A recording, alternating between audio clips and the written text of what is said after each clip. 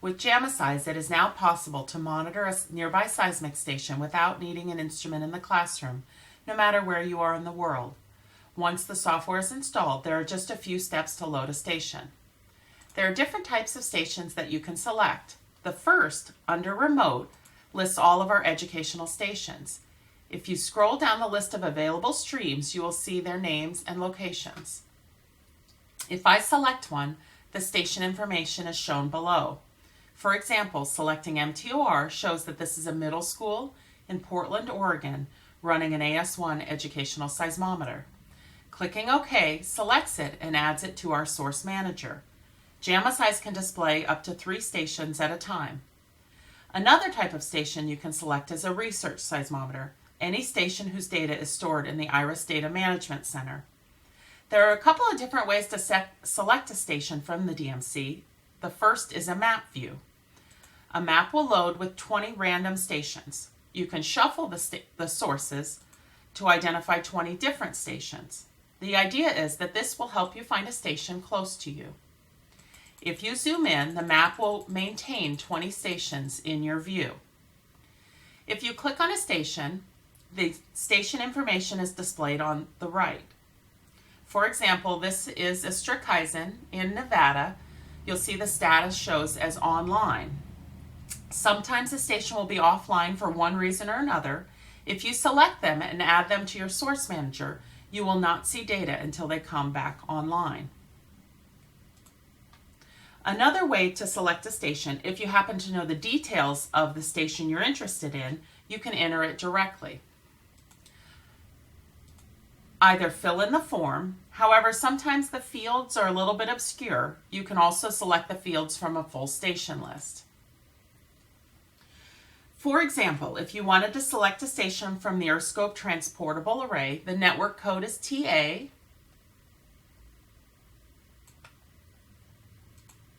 Each station in the transportable array has a station code.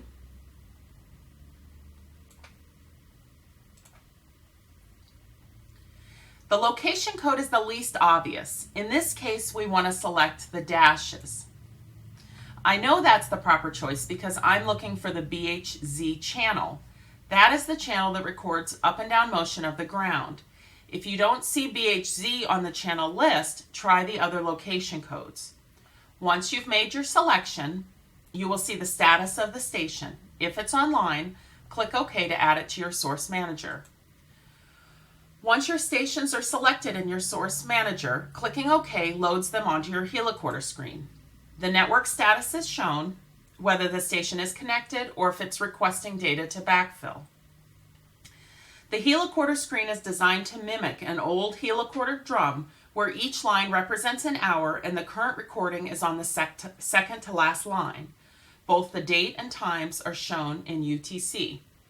What we're seeing on the screen, if we look at the first example, Mount Tabor in Portland, Oregon, we're seeing a recent earthquake that's happened in the 1700 hour line.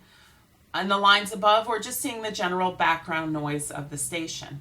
We're actually seeing the earthquake recorded at all 3 stations that we've chosen today. If you notice on the second station, however, we're not seeing their background noise as well as we were for the first. You can adjust that magnification. If I select Scale Data, I adjust that amplitude magnification.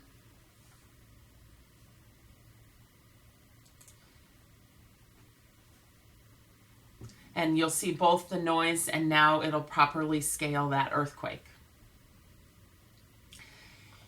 You can make this adjustment for the third station as well. If you decide to drop that station, you can go back into File, Manage Sources, and you can remove it. We can take a look at just the 2 stations. The last adjustment that I wanted to review is how much data shows up on the screen. Looking at these 2 stations, you'll notice there's 8 hours of data for each station. If you're using this in a classroom, you might want to come in the morning and see what happened overnight. If you select Settings, all the controls are sorted by tabs. I wanted to highlight the number of helicorder lines. Currently it's set to 8, representing 8 hours of data.